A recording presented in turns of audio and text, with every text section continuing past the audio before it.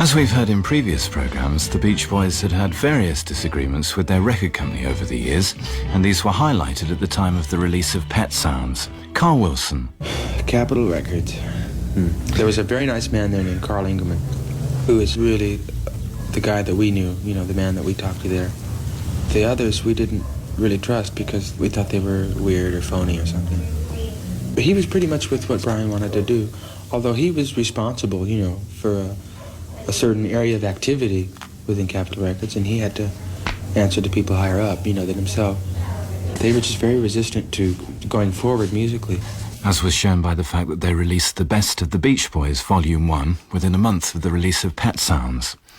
The title of the album is self-explanatory, and although we've heard most of the songs already in this series of programmes, its release does give us the excuse to play a couple of numbers that we've missed so far.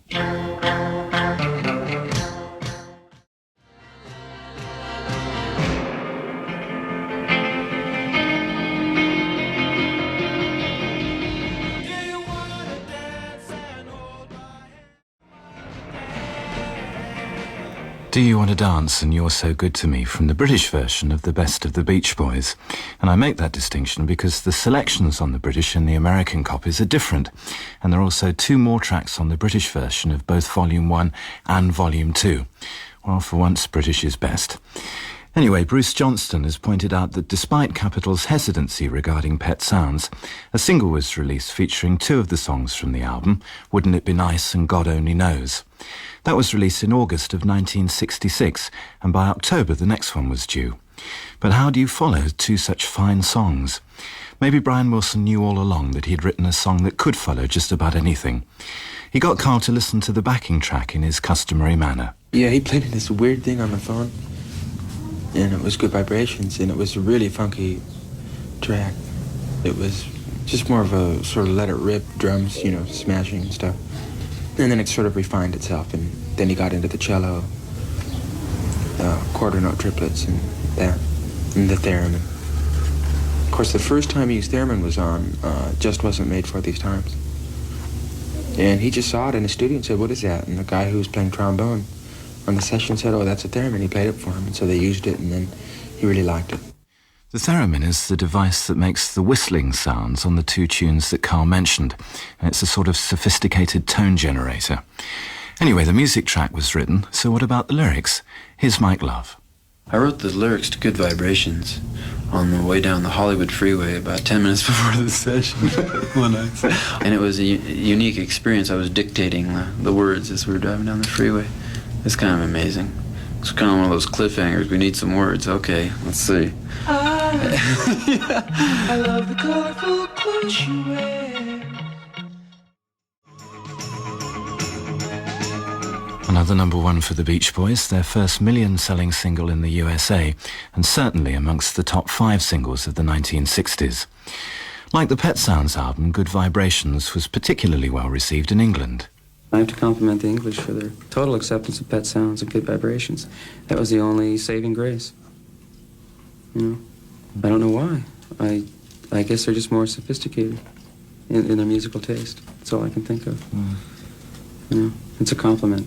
And a gratifying one, too, from Al Jardine. The group decided to capitalise on their record successes in Britain and undertake their first playing tour in November of that year. The promoter was Arthur Howes. It was one of those things which came to us through the good offices, really, of a person called Dick Durier, and who was looking after them at that time. They topped the bill because they were very, very popular here. It was all in the Beatles era, and as far as American groups were concerned, I think they were the top American act. Complete sellout everywhere they went, and it was all the Scream era, and they got it all. It was a sort of feeler tour of 8 theatres, 2 shows a night, and the timing was perfect. For when they opened at the Finsbury Park Astoria on that first night, the Good Vibrations single was already number 2 in the charts. Their publicity man in England for that tour was Roger Easterby. Basically because at that time I was working for Arthur Howes, and it was natural that, you know, I would get totally involved with them as an act, and of course I spent most of the time with them during that period on their own private aircraft, and and things like that. But they were a very promotion-conscious group, which was amazing, because I don't think anybody realised until they actually came over here just how big they were, and it was surprising to see this sort of fan worship they had. But of course they were a very professionally organised group as well. That, I think, was an insight to me, having worked with British groups and seeing how things were thrown together, to see even down to the last detail. It was very much like relating it over here to a football team, where they were in the dressing room and they would have a team talk. This would happen with the Beach Boys.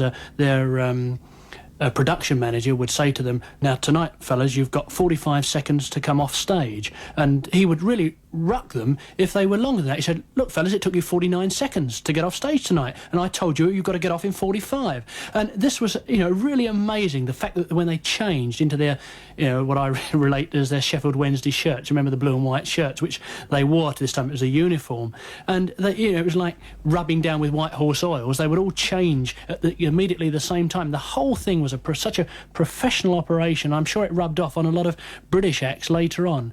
I think it opened a lot of people's eyes to how business-like these guys were. I mean, off stage, like anybody else, they were looners, and they used to separate and have a great time. We did one of the theatres at Manchester. That was an incident where we had to get Mike Love through. The others had gone on ahead, but Mike was finishing a meal at the hotel, and we had to think of a way of getting him into the theatre. And in fact, what we did, there was a news seller down the road, and we borrowed his cloth cap. He wore these typical North of England cloth caps, and we put a muffler around Mike, and we put this cloth cap on him, and we walked in with the crowd, and we walked down the centre aisle, and we used the exit under the stage.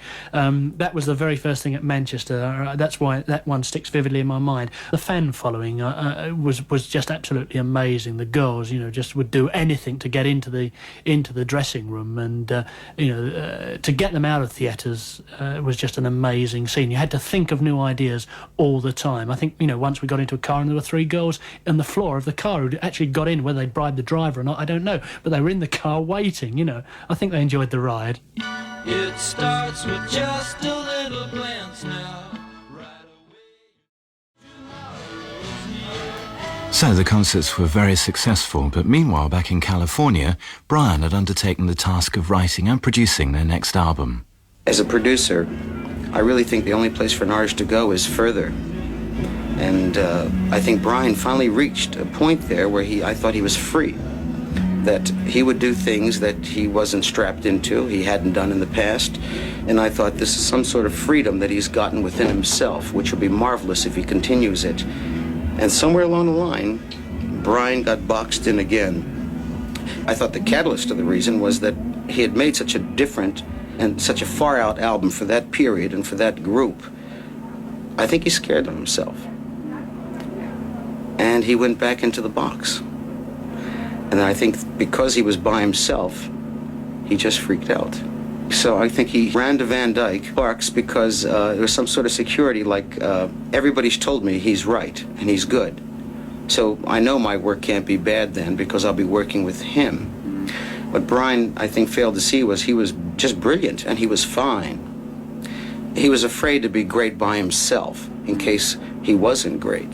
He thought it'd be easier to fail with a partner, And I think that was still good for him, working with Van Dyke Parks. But I don't think that was Brian, because now we're only getting half of Brian. We still have another influence on his music. The objective viewpoint is good, but he didn't need a partner, you see. It was like he kept putting up obstacles to himself. Well, whilst not necessarily agreeing with all the sentiments expressed there by record producer Nick Venet, it is true to say that Van Dyke Parks was probably the strongest personality outside the group that Brian had yet been involved with. Previously, Brian had co-written some of his songs with Mike Love or other songwriters such as Gary Usher and Jan Berry, disc jockey Roger Christian, and most recently on Pet Sounds with advertising man Tony Asher. Here's Marilyn Wilson. Brian, he enjoyed that. He really doesn't like to work alone as far as like writing. But Tony, he came up with some good lyrics and ideas with Brian. I think the ideas were all Brian's, but these people collaborated with lyrics. So he worked with him on Pet Sounds, a lot of the songs, and then we never saw him again. They come and they go. No, he was good. He was. If he wasn't good, Brian wouldn't have been with him. Well, no, he wasn't. He was with Van Dyke Parks, and anyone who's met him will testify to the fact that he has a flow of ideas, an agility of mind, and a flexibility of speech that can leave you breathless just listening to him. Fortunately, some of his requests are easily granted. Can I have some celery? Listen, they found Ewell Gibbons recently starving to death, surrounded by 45 acres of celery. This is what we call monoculture in the United States. I go to a supermarket to get that kind of news. Thank God this hotel has celery. So it's about the Beach Boys. Well, we will do that, we will. One of the songs they recorded at the time was written by Van with Brian Wilson and was simply called Vegetables. Marilyn Wilson again. That was a great song. Yeah. I remember on that song, when they were doing the vocals on it, Paul McCartney had come in town that day, and Brian had met him before, and I guess Paul, wanted to meet with Brian and the guys again. And so he came over to the studio there, and I don't know who got all the vegetables, but Brian wanted carrots and celery. And when they were doing it, they were actually chomping on vegetables. And Paul came in the studio, and he didn't know what was happening. And Brian's sitting there, at the board, mixing down certain vocals, and he's taking a celery stick. And he takes this big thing of salt and just throws it on the table there, here in the middle of the studio, and starts taking a celery stick like this. And Paul looks at him ooh, what is happening? And all of a sudden he picks up a celery stick and does the same thing. It was really funny. But Brian was really into vegetables then. I'm gonna be around my vegetables. I'm gonna chop down.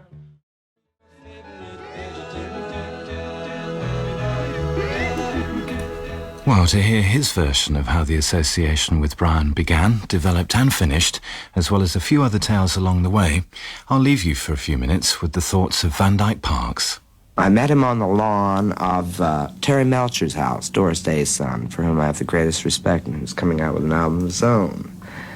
Those were the days of considerable drug abuse, not among us, but surrounding us. The individuality of each man was tested during the group that occurred in 1966 when I met Brian Wilson on Terry Melcher's lawn. Brian said, come on up and listen to some sounds. I went up to his house. He had a 4-track, he had an 8-track, whatever machinery he had.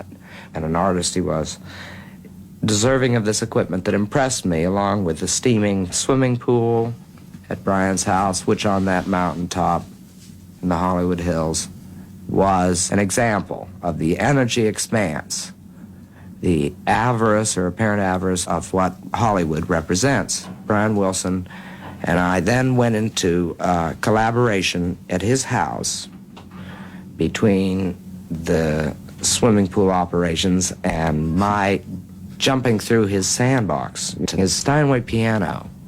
Brian did all the music, all of it. He was the central source of what we call ideas today when we talk about copyright. Brian was the only person I knew, and I worked for the Beach Boys in 1966, and by 1967 I was fired because it was already decided quickly by Mike Love as well, down to the least known members, that I had written some words which were indecipherable and unnecessary. In short, they had had a better lyricist on Pet Sounds than they had on what is now called Smiley Smile. Smile, the album that was to have come out, which was Proof of Pudding, which took place during the transference of a tremendous amount of litigation. Show business is the most litigious business in the world. It is only second to the legitimate sale of drugs in terms of cash flow worldwide. That's why $1 a record makes sense to an American dollar consciousness. There are no interest rates, there's no paper deals like movies. Records are the name of the game, as Groucho Marx said to me the other day. They'll spend their last buck on entertainment. So where does that leave me? Talk about Smile more.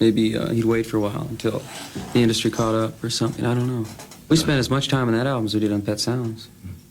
It's not far from completion. That could be completed if he wanted to put the energy into it. I don't think I'd attempt to do it because it's not my work, you know. I mean, I could finish it. I think Carl and I and Dennis could probably, and Mike could probably put it together, but I'd rather he did it. You know. It's in fragments. It's just a bunch of fragments, and they're really good. They're really superb fragments. In fact, 3 of the songs originally intended for the Smile album have already appeared on subsequent albums, but in different forms from the way they were originally recorded. The songs are Cabernescence on 2020, Cool Water on Sunflower, and of course Surf's Up on the album of the same title, and we'll be hearing those as we get to the respective albums. Anyway, the next record release after Smiley Smile was the single that was to become the title track of the following album, Wild Honey.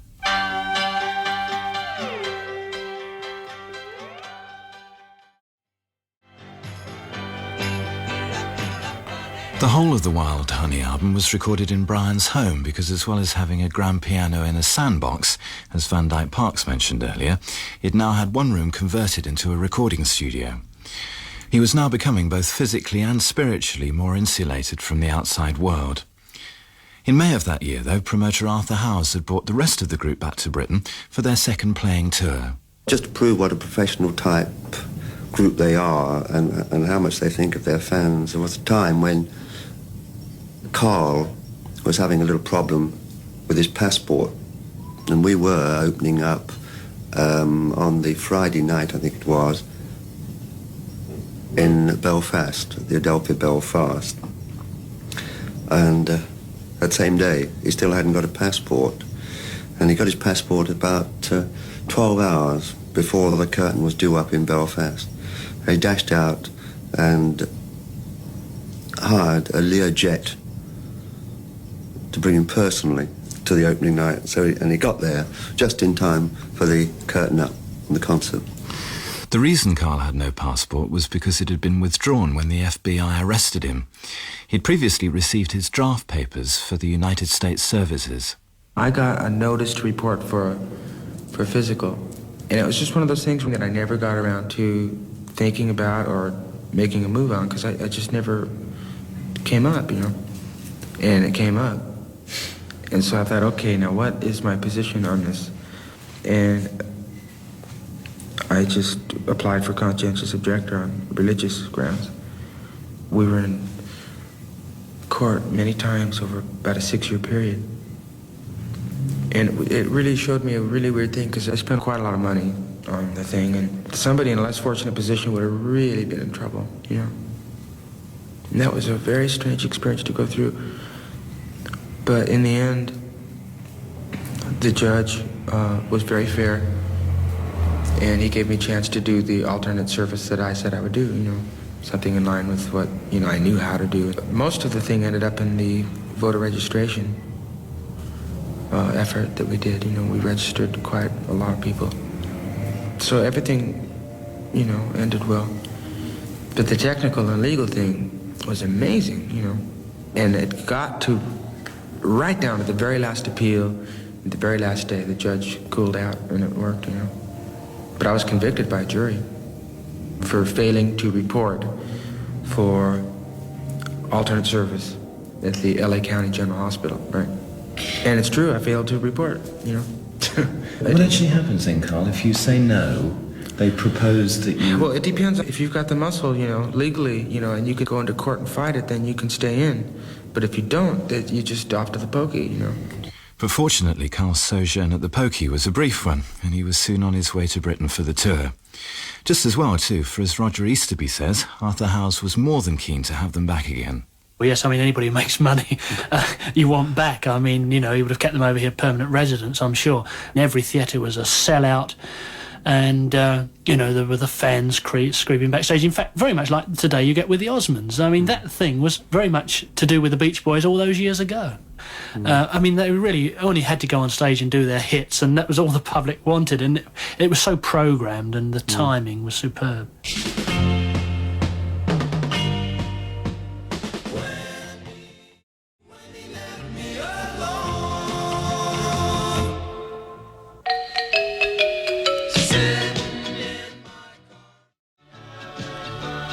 So, another successful tour for the group in Britain. Meanwhile, in America, a committee which included, amongst others, Paul McCartney, Andrew Oldham, Paul Simon, Derek Taylor, Terry Melcher, Lou Adler and Brian Wilson were making plans to launch a 3-day international festival of pop to be held in late June in Monterey, California. The performers not only had to agree to appear for free, but collectively had to provide $100,000 to finance the festival. Any gate receipts over that were to be used for financing music scholarships and non-establishment youth projects. Derek Taylor had been handling publicity for the Beach Boys in America since the time of Pet Sounds, so with him and Brian on the organising committee for the festival, it was no surprise that amongst the impressive list of artists booked to appear were the Beach Boys themselves. So what happened? They dropped out. I forgive them because I'm not God, and not for me really to forgive them. And they shouldn't have dropped out. They were supposed to headline Saturday night. Tough 2 days that was. I mean, it was really tough. I couldn't believe it. Nobody could believe it. Lou Adler said, "What? What?" I said, "They won't do it." He said, "What do you mean they won't do it? Everyone's doing it. Otis is doing it. Simon's doing it. John's doing it. They're all doing it. So they won't do it." And they didn't do it. Why not? I don't know. Cold feet of Brian or something. I don't know. But it was Brian's yes to me. But it got so hellish at the end that I can't remember where the no came from. I think probably Brian again. Came by proxy. I think maybe he shouldn't have said yes. Do you know what I mean? I don't think it was ever on. And then they took too long saying no. And the festival was the poorer without them, but it was so marvellous anyway that in the end it didn't matter. But it would have been better with them because they were representative of very good music. I think everyone profited from that festival so much. It was such a turning point, but it would have helped them, yeah. Who knows what would have happened. In the event, they're doing okay. At the time, the feeling on Sunday night when the whole thing was over was okay without them. But still a shame. It was a great shame, but what effect did it have on the group's future career in America? Here's Mike Love. Well, I always think that a main reason why we, other than the problems with the record company and them not promoting us in the way that we should have been promoted as an evolutionary, changing group, other than that, I always point to the fact that we didn't get on that Monterey Pop Festival, from which festival a lot of superstars were made. Janis Joplin, Jimi Hendrix, Otis Redding, Grateful Dead, or Jefferson Airplane. What was the reason for you not doing that? Well, there were a lot of reasons. Carl Wilson had just been arrested by the FBI and was going through that. Dennis Wilson was going through some personal hassles himself, and I guess I was ready to go. Bruce was packed. Brian was on the board of directors of the organization that was going to sponsor it, and then Brian got sort of cold feet on the situation because he didn't really trust that the people there on that organization were going to do right with the money and everything. And sure enough, there was a scandal about that about a year or two after they'd done the show, and sure enough, not too many people were handed out scholarships and things, but a couple of people had some nice houses and things. So there was that, and I guess Brian, being very intuitive, just didn't feel it was too right. So there wasn't a total agreement in the group to do that show, so we didn't. But out of that show, that was when really all that I term acid and grass and all that, the dope went media.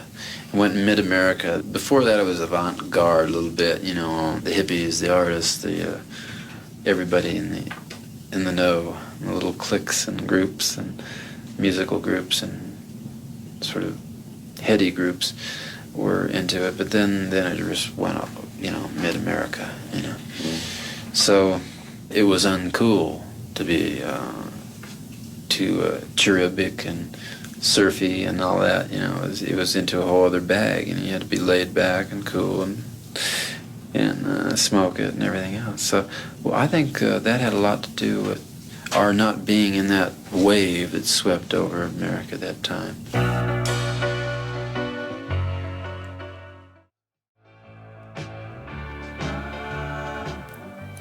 It's true to say that the Beach Boys' non-appearance at the Monterey Festival heralded a period where the group as a whole now suffered a loss of momentum.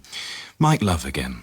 I think we had tasted enough glories, if you know what I mean, like in terms of personal appearances and records, and we all had our material desires pretty well satisfied. We all bought our fancy homes and the swimming pools and had our Jaguars and Mercedes and Rolls Royces and things. So from that level, it was all satisfied. About December of '67, I remember meeting Maharishi in Paris, and of course he taught us how to do Transcendental Meditation. And so that appealed to me at the time. Ever since that time, I wanted to become a teacher. So I think the momentum of the group, if there was a momentum at that time, it wasn't the momentum of being a success and personal appearances and top 10 records as much as it was evolving in our music and as human beings, you know, as individuals, and the music as well. And I think it was like, you know, when Excalibur, the sword, was forged, it must have been heated and then plunged into cold water. That just tempers the blade. And I think what those years of 67, 68, and 69 did is it cleared the decks for us. It tempered us as musicians. It made us become more serious musicians and not just get by and rely upon the overwhelming popularity that we had in the U.S. And of course abroad in several places. But it really got us to think about developing ourselves and our music more. How did you get involved in Transcendental Meditation, Mike? Oh, well, we were invited to United Nations Children's Emergency Fund, you know, UNICEF, and we were invited to go to Paris in December of '67. And I had heard about TM, Transcendental Meditation, before that, and I'd gone to a lecture, and I was kind of tired, and I kind of dozed through half. So we went home, and we didn't actually start in L.A. We flew to Paris. We did this UN show with Victor Borge and Lena Horne and Marlon Brando and his Tahitian dancers and Elizabeth Taylor, Richard Burton, and Ravi Shankar and the Red Army Choir and the Turkish Ballet. It was just a monumental show. It had, you know, about 4 or 6 French singers that were real famous in France, but I've barely heard of, you know, that kind of thing. And just a beautiful show. And we were the only rock group on the show. And it so happened that George and John, you know, I bet you know who I mean. The boys, you know, the Liverpool lads, you know. The lads were there because they were at that time intrigued by Maharishi's practice of Transcendental Meditation, and they were learning from him at the time. So we met Maharishi right there in the hall during rehearsals, and it was kind of a funny story. We met him and talked to him. What do you think about astrology? We asked him all kinds of irrelevant questions. He says, oh, astrology's, we recognize that, but that's not what we're teaching. We're teaching this mental technique to give deep relaxation and increase the use of your conscious mind and all that. And so it was interesting meeting him, but we were busy and running here and there, and we left. After the show, we left and went back from Paris to England. When I say we, my wife and I and one of the fellows that worked for us, a roadie. And the other guys remained in Paris, but I loved England a lot. I really liked England. I've always have, and I preferred the English atmosphere, shall we say, to French, you know. Anyway, we came back, and I received a call. No sooner than I got into the hotel, I received a call from Dennis Wilson saying, hey, Mike, you got to come back to Paris. I said, what for? We just were there for a week. He said, well, Maharishi's going to teach us to meditate. And I said, you sure? And he says, I think so. I said, well, before I go flying back across the channel, make sure, you know. So, sure enough, he calls back in about a half an hour. He says, yep, Maharishi's going to teach us at 10 o'clock in the morning. Be here. And he says, but you have to get to sleep early because you're supposed to get a lot of rest, you know. You're supposed to bring a few things.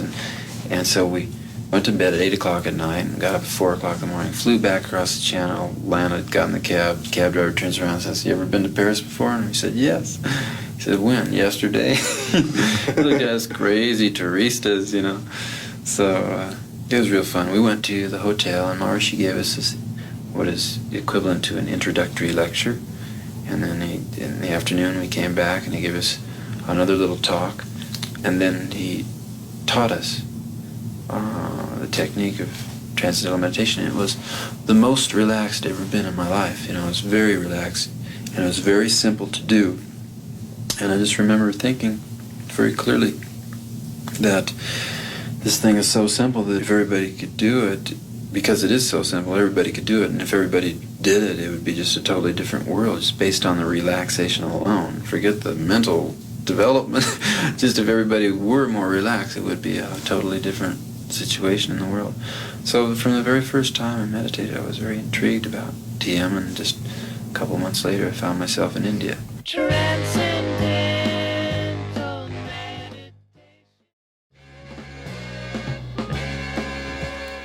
Whilst the influence of Transcendental Meditation was certainly to provide the group with a good deal of spiritual calm in the years to come, the more immediate future was to prove that their involvement with TM and with the Maharishi would have some quite disastrous results.